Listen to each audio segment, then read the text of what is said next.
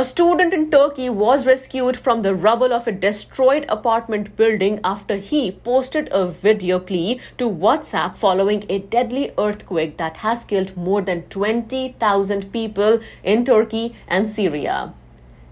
Boran Kubat, a 20-year-old student from Istanbul, was visiting family in Maltea when the deadly earthquake violently rocked the border between the two countries on February 6th. Kubat, his mother, grandmother, and two uncles were on the second floor of the apartment building when it crumbled. He said in the video that his mother's condition was okay, though he could not hear his two uncles well. After 5 to 6 hours in the rubble, Kubat was indeed rescued. However, it is unclear if Kubat's grandmother and uncles were ultimately rescued from the fallen building. Listen in to how he posted this video from under the rubble. Annemin durumu iyi. Malatya Zaviye Mahallesi.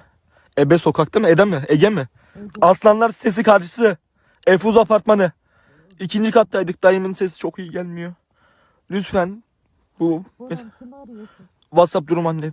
Bu gören herkes lütfen gelsin yardıma. Şu an herkes lütfen yardıma gelsin.